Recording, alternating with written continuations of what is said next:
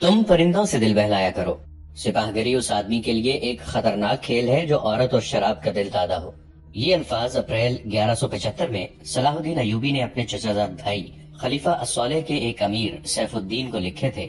उन दोनों ने सलीबियों को दरपर्दा मदद और जरो जवाहरात का लालच दिया और सलाहुद्दीन अयूबी को शिकस्त देने की साजिश की थी। सलीबी यही चाहते थे। उन्होंने हमला किया, अस्सौलेह और सैफुद्दीन ने उनकी मदद की। सलाहुद्दीन अयूबी ने इन सब को शिकस्त दी। अमीर सैफुद्दीन अपना मालो मता छोड़कर भागा। उसकी जाती खैमागाह से रंग बिरंगे परिंदे, हसीन और जवान रकासाएं और गाने वालियां, साज और साजिंदे और शराब के मटके बरामद हुए। सलाहुद्दीन अयूबी ने परिंदों को, नाचने गाने वालियों और उनके साजिंदों को रिहा कर दिया और अमीर सैफुद्दीन को इस मजमून का खत लिखा।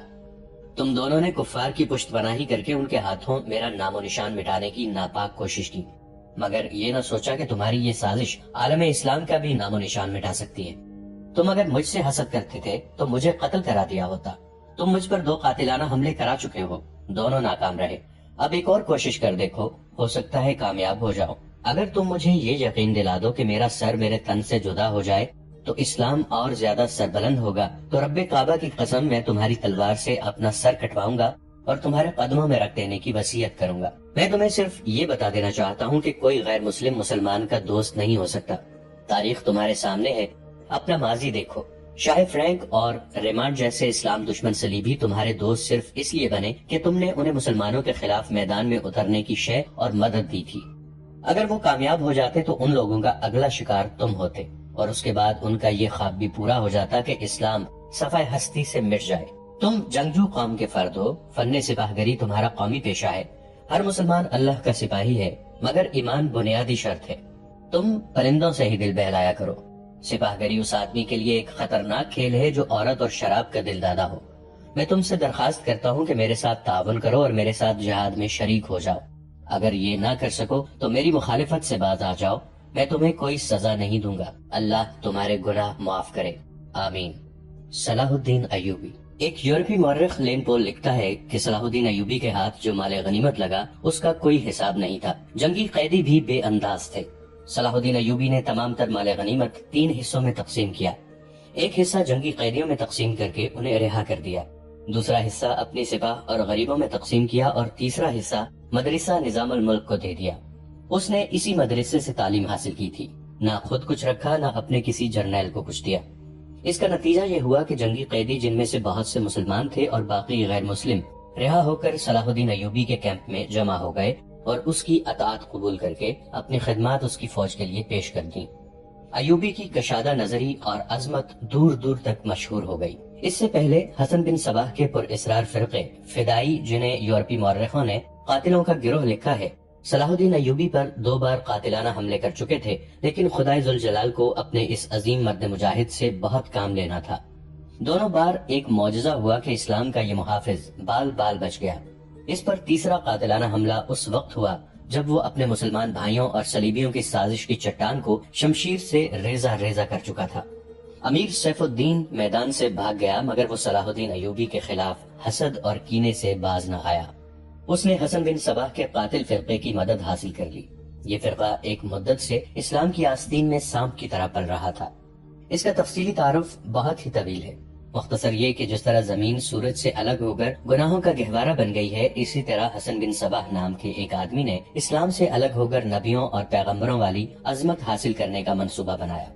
वो अपने आप को मुसलमान ही कहलाता रहा और ऐसा गिरोह बना लिया जो तिलिस्माती तरीकों से लोगों को अपना पैरोकार बनाता था।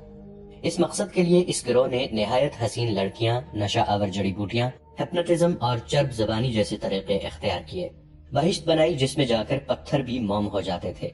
अपने मुखालिफिन को खत्म करने के लिए कातिलों का एक गिरोह तैयार किया। कत्ल के तरीके खुफिया और पुरइसरार होते थे। इस फिरके के अफराद इस कदर चालाक, ज़हीन और निडर थे कि भेस और जबान बदलकर बड़े बड़े जर्नैलों के बॉडीगार्ड तक बन जाते थे, और जब कोई पुरइसरार तरीके से कत्ल हो जाता था तो कातिलों का सुराग ही नहीं मिलता था। कुछ अरसे के बाद ये फिरका कातिलों का गिरोह के नाम से मशहूर हो गया। ये लोग सियासी कत्ल के माहिर थे, जहर भी इस्तेमाल करते थे जो हसीन लड़कियों के हाथों शराब में दिया जाता था। बहुत मुद्दत तक ये फिरका इसी मकसद के लिए इस्तेमाल होता रहा। इसके पैरोकार फिदाई कहलाते थे। सलाहुद्दीन अयूबी को न हसीन लड़कियों से धोखा दिया जा सकता था, न शराब से। वो इन दोनों से नफरत करता था।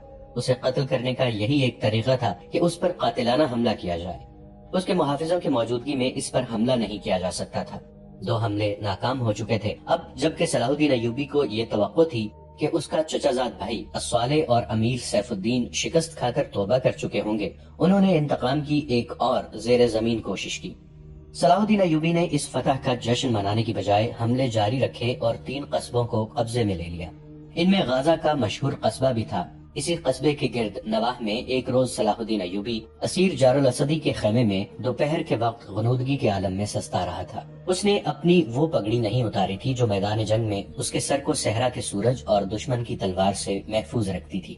خیمے کے باہر صلاح الدین ایوبی کے محافظوں کا دستہ موجود اور چوکس تھا۔ باڈی گارڈز کے اس دستے کا کمانڈر ذرا سی دیر کے لیے وہاں سے چلا گیا۔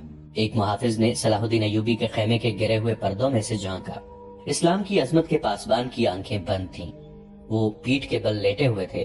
اس محافظ نے باڈی گارڈز کی طرف دیکھا۔ ان میں سے 3-4 باڈی گارڈز نے اس کی طرف دیکھا۔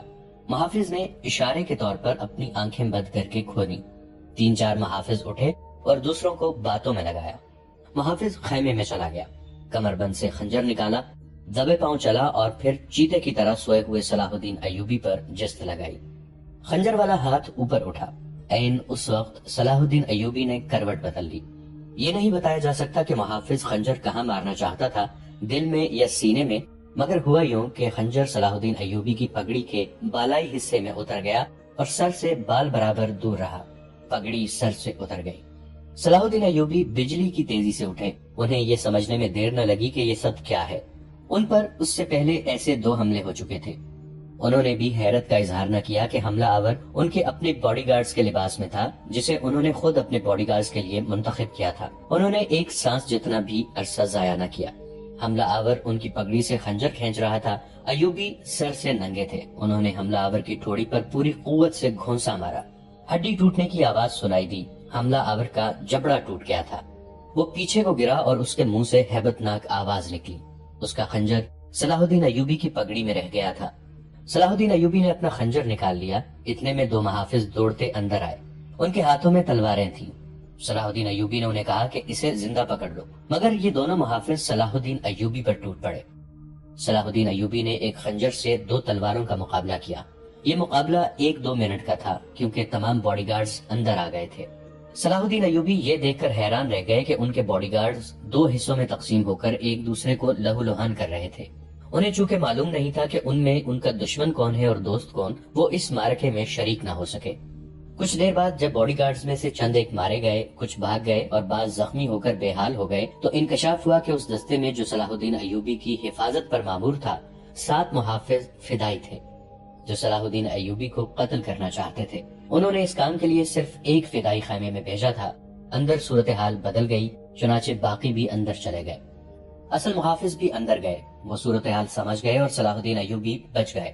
انہوں نے اپنے پہلے حملہ آور کی شہرگ پر تلوار کی نوک رکھ کر پوچھا کہ وہ کون ہے اور اسے کس نے بھیجا ہے۔ سچ بولنے کے بدلے صلاح الدین ایوبی نے اسے جان بخشی کا وعدہ دیا۔ اس نے بتا دیا کہ وہ فدائی ہے اور اسے کیمشتگن، جسے بعض مورخوں نے گمگشتگین لکھا ہے، نے اس کام کے لیے بھیجا تھا۔ کیمشتگن الصالح کے ایک قلعے کے گورنر تھا۔ اصل کہانی سنانے سے پہلے یہ ضروری معلوم ہوتا ہے کہ ان واقعات سے پہلے کے دور کو دیکھا جائے۔ صلاح الدین ایوبی کے نام، ان کی عظمت اور تاریخ اسلام میں ان کے مقام اور کارناموں سے کون واقف نہیں؟ ملت اسلامیہ تو انہیں بھول ہی نہیں سکتی، مسیحی دنیا بھی انہیں ہمیشہ یاد رکھے گی۔ لہذا یہ ضروری معلوم نہیں ہوتا کہ صلاح الدین ایوبی کا شجرہ نسب تفصیل سے بیان کیا جائے۔ ہم جو کہانی سنانے لگے ہیں وہ اس نوعیت کی ہے جس کی وسعت کے لیے تاریخ کا دامن تنگ ہوتا ہے۔ یہ تفصیلات وقائع نگاروں اور قلمکاروں کے ریکارڈ کی ہوئی ہیں، کچھ سینہ بسینہ اگلی نسلوں تک پہنچتی ہیں۔ تاریخ کے دامن میں صلاح الدین ایوبی کے صرف کارنامے محفوظ کیے گئے ہیں۔ ان سازشوں کا ذکر بہت کم آیا ہے جو اپنوں نے ان کے خلاف اور ان کی بڑھتی ہوئی شہرت اور عظمت کو داغدار کرنے کے لیے انہیں ایسی لڑکیوں کے جال میں پھانسنے کی بار بار کوشش کی گئی جن کے حسن میں طلسماتی اثر تھا۔ تاریخ اسلام کا یہ حقیقی ڈرامہ 23 مارچ 1169 کے روز سے شروع ہوتا ہے، جب صلاح الدین ایوبی کو مصر کا وائسرائے اور فوج کا کمانڈر ان چیف بنایا گیا۔ انہیں اتنا بڑا رتبہ ایک تو اس لیے دیا گیا تھا کہ وہ حکمران خاندان کے نونہال تھے، اور دوسرے اس لیے کہ اوائل عمر میں ہی وہ فن حرب و ضرب کے ماہر ہو گئے تھے۔ سپاہ گری ورثے میں ہی پائی تھی۔ ان کے ذہن میں حکمرانی کے معنی بادشاہی نہیں، اسلام کی پاسبانی اور قوم کی عظمت اور فلاح و بہبود تھی۔ ان کا جب شعور بیدار ہوا تو پہلی خواہش یہ محسوس کی کہ مسلمان حکمرانوں میں نہ صرف یہ کہ اتحاد نہیں، بلکہ وہ ایک دوسرے کی مدد سے بھی گریز کرتے تھے۔ وہ عیاش ہو گئے تھے۔ شراب اور عورت نے جہاں ان کی زندگی رنگین بنا رکھی تھی، وہیں عالم اسلام اور خدا کے اس عظیم مذہب کا مستقبل تاریک ہو گیا تھا۔ ان امیروں، ان کے وزیروں اور مشیروں کے حرم غیر مسلم لڑکیوں سے بھرے ہوئے ہوتے تھے۔ زیادہ تر لڑکیاں یہودی اور عیسائی تھیں، جنہیں خاص تربیت دے کر ان حرموں میں داخل کیا گیا تھا۔ غیر معمولی حسن اور اداکاری میں کمال رکھنے والی یہ لڑکیاں مسلمان حکمرانوں اور سربراہوں کے کردار اور قومی جذبے کو دیمک کی طرح کھا رہی تھیں۔ اس کا نتیجہ یہ تھا کہ صلیبی، جن میں فرینک، فرنگی خاص طور پر قابل ذکر ہیں، مسلمانوں کی سلطنتوں کے ٹکڑے ہڑپ کرتے چلے جا رہے تھے، اور بعض مسلم حکمران شاہ فرینک کو سالانہ ٹیکس یا جزیہ ادا کر رہے تھے، جس کی حیثیت غنڈہ ٹیکس کی سی تھی۔ صلیبی اپنی جنگی قوت کے رعب سے اور چھوٹے موٹے حملوں سے حکمرانوں کو ڈراتے رہتے، کچھ علاقے پر قبضہ کر لیتے، تاوان اور ٹیکس وصول کرتے تھے۔ ان کا مقصد یہ تھا کہ آہستہ آہستہ دنیا اسلام کو ہڑپ کر لیا جائے۔ مسلمان حکمران اپنی رعایا کا خون چوس کر ٹیکس دیتے رہتے تھے۔ ان کا مقصد یہ تھا کہ انہیں عیش و عشرت میں پریشان نہ کیا جائے۔ فرقہ پرستی کے بیج بھی بو دیے گئے تھے۔ ان میں سب سے زیادہ خطرناک فرقہ حسن بن صباح کا تھا، جو صلاح الدین ایوبی کی زبانی سے 1 صدی پہلے معرض وجود میں آیا تھا۔ یہ مفاد پرستوں کا فرقہ تھا، بے حد خطرناک اور پر اسرار۔ یہ لوگ اپنے آپ کو فدائی کہلاتے تھے، جو بعد میں حشیشین کے نام سے مشہور ہوئے، کیونکہ وہ حشیش نام کی ایک نشہ آور شے سے دوسروں کو اپنے جال میں پھانستے تھے۔ صلاح الدین ایوبی نے مدرسہ نظام الملک میں تعلیم حاصل کی۔ یاد رہے کہ نظام الملک دنیا اسلام کی ایک سلطنت کے وزیر تھے۔ یہ مدرسہ انہوں نے قائم کیا تھا، جس میں اسلامی تعلیم دی جاتی اور بچوں کو اسلامی نظریات اور تاریخ سے بہرور کیا جاتا تھا۔ ایک مورخ ابن الاطہر کے مطابق نظام الملک حسن بن صباح کے فدائیوں کا پہلا شکار ہوئے تھے، کیونکہ وہ رومیوں کی توسیع پسندی کی راہ میں چٹان بنے ہوئے تھے۔ رومیوں نے 1091 عیسوی میں انہیں فدائیوں کے ہاتھوں قتل کرا دیا۔ ان کا مدرسہ قائم رہا۔ صلاح الدین ایوبی نے وہیں تعلیم حاصل کی۔ اسی عمر میں انہوں نے سپاہگری کی تعلیم اپنے بزرگوں سے لی۔ نور الدین زنگی رحمۃ اللہ علیہ نے انہیں جنگی چالیں سکھائیں، ملک کے انتظامات کے سبق دیے اور ڈپلومیسی میں مہارت دی۔ اس تعلیم و تربیت نے ان کے اندر وہ جذبہ پیدا کر دیا جس نے آگے چل کر انہیں صلیبیوں کے لیے بجلی بنا دیا۔ اوائل جوانی میں ہی انہوں نے وہ ذہانت اور اہلیت حاصل کر لی تھی جو ایک سالار اعظم کے لیے ضروری ہوتی ہے۔ صلاح الدین ایوبی نے فن حرب و ضرب میں جاسوسی یعنی انٹیلیجنس، کمانڈو اور گوریلا آپریشن کو خصوصی اہمیت دی۔ انہوں نے دیکھ لیا تھا کہ صلیبی جاسوسی کے میدان میں آگے نکل گئے ہیں اور وہ مسلمانوں کے نظریات پر نہایت کارگر حملے کر رہے ہیں۔ صلاح الدین ایوبی نظریات کے محاذ پر لڑنا چاہتے تھے، جس میں تلوار استعمال نہیں ہوتی۔ اس کہانی میں آگے چل کر آپ دیکھیں گے کہ ان کی تلوار کا وار تو گہرا ہوتا ہی تھا، ان کی محبت کا وار اس سے کہیں زیادہ مار کرتا تھا۔ اس کے لیے تحمل اور بردباری کی ضرورت ہوتی ہے، جو انہوں نے اوائل عمر میں ہی اپنے آپ میں پیدا کر لی تھی۔ انہیں جب مصر کا وائس رائے اور کمانڈر ان چیف بنا کر مصر بھیجا گیا تو ان سینئر افسروں نے ہنگامہ برپا کر دیا جو اس عہدے کی آس لگائے بیٹھے تھے۔